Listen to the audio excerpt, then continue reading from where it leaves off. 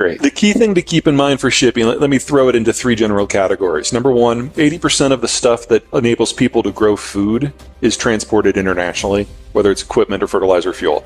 Only 20% of food is traded internationally, but 80% you need the inputs to grow it in the first place. Number 2, roughly half of all oil is shipped on the ocean blue, typically by supertanker, along with everything that comes out of the Persian Gulf. And then number 3, safety on the waves is what allows us to have the East Asian manufacturing model, which is a fancy way of saying the manufacturing model, because roughly half of all manufactured goods are produced in East Asia, and you will get components coming from Thailand versus Indonesia versus China versus Korea versus Japan. But the key thing to remember is less than 1% of that shipping happens on land. Wow. Korea is in effect an island. Japan is an island. Most of the Southeast Asian countries are either islands or peninsulas, and they're ringed by mountains. So physical connections independent of maritime trade in Asia almost don't happen at all. Certainly, and the book is about how this happens on a decade's time scale, how the 2020s were always the decade that was always going to break down in.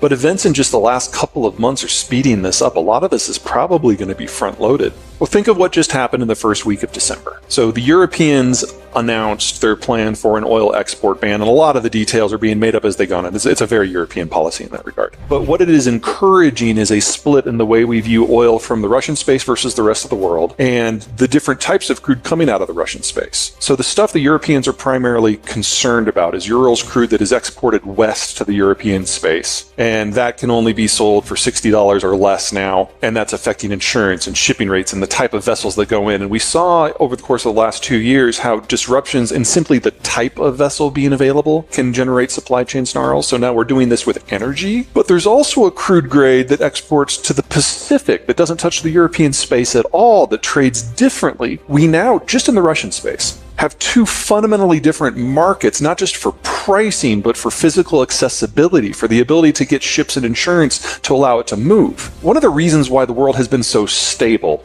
air quotes stable, since 1945 is there's been one oil price. Now, it's modified by the length of the journey or the quality of the crude, but there's one oil price and everything is safe. The Europeans have now created a system where a lot of countries in Europe are now going to have a vested interest in interfering with Russian exports west. That's one pricing margin. That's one security paradigm. That's one insurance policy system. But then in the east, where the Europeans are not the players, it's a different crude grade at a different price point using different insurance systems by different countries. We have split the oil market now into at least 3 pieces, 2 Russian, 1 everything else, which means now countries no longer have a vested interest in making sure the oil flows everywhere all the time, because we're not all in this together anymore. This is just the beginning. We're going to see this spread throughout not just the energy sphere, but pretty much every major commodity. And we're hiving the world up into different supply systems. And that is a recipe for 1910s and 1930s style conflict and competition. Yeah, in the world before World War II, piracy, state piracy, and privateering were pretty common because almost everything that was shipped had an obvious value. The cost of shipping before the Cold War and globalization was about an order of magnitude more than it was previous. And in the pre-industrial world, it was an order of magnitude more than that. In the pre-deepwater era, it was an order of magnitude more. So interfering with shipping has always been very popular because you know that the value of the product is going to be high. It's only in the post World War II era that the cost of shipping has dropped so much that we put everything on the way. So that's intermediate manufacturing, that's low value added commodities, things that normally you would produce and consume locally. It used to be it was all pretty much luxury goods or something of very high value. Now it's a little bit of everything. We're kind of in this soft moment in history where everyone's holding their breath and wondering if the next time there's an incident the US is going to intervene or not, and I would argue we are not. Part of this is political. The Biden administration is the most populist administration we have ever had, more so than Trump. Basically, it feels like on trade policy, the Biden administration is going through Trump's tweets and picking them out one at a time and expanding them into position papers and putting them into policy and running a really good grammar scrubber over it. And we're basically getting the second Trump administration right now from a trade point of view. And then second, even if we wanted to intervene, this isn't the 60s or 70s. It used to be that there were no other naval powers. And so the United States with the destroyer-heavy Navy after World War II could patrol the global oceans because there wasn't a lot of competition and we had the right tools for the job. But since 1990, we've retooled our Navy, we've retired most of our smaller vessels, and we've concentrated naval power into our supercarrier battle groups. And if you want to knock off a country, that is the tool. But if you want to patrol the global oceans in an environment where other people have ship, you don't need the dozen supercarrier battle groups we have. You need like 800 destroyers. We only have 70. So even if we wanted to be the global policeman and patrol the waves, we no longer have the physical capacity to do it. Now, that sounds bad, and it is, but keep this in mind. The United States is the least maritime trade-dependent country in the world. Only 12% of our GDP is from trade.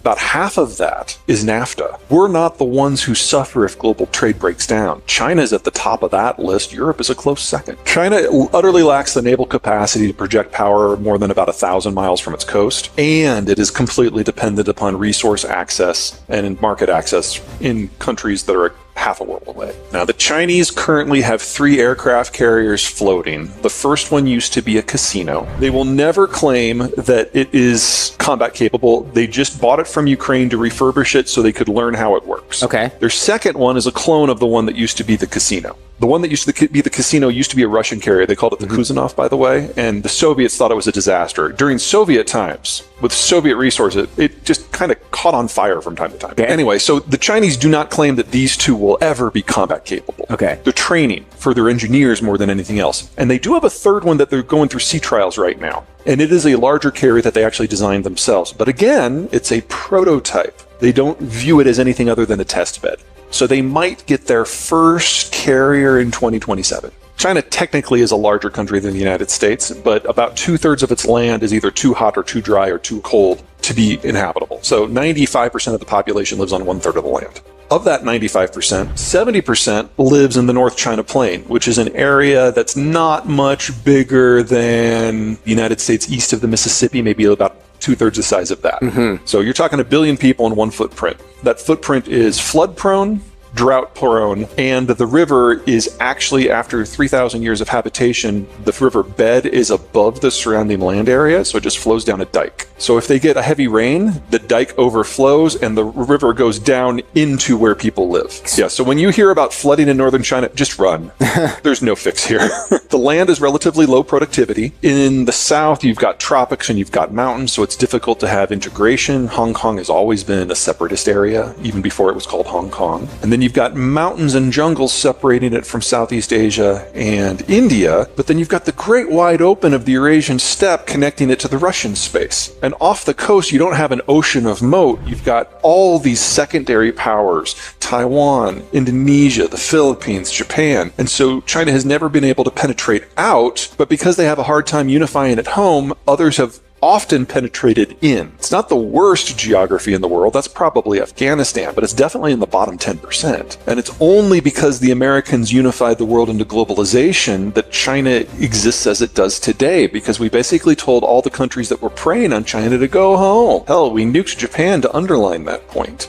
And so for the first time in Chinese history, the Han Chinese have been able to develop the way that they wanted to. And then Nixon and Mao had their summit and brought China into the globalized system to bring it away from the Russians. So I don't want to suggest that the Chinese played no role in their own success, but without the change in the strategic environment of Eisenhower and then ultimately Nixon, none of this would have ever happened.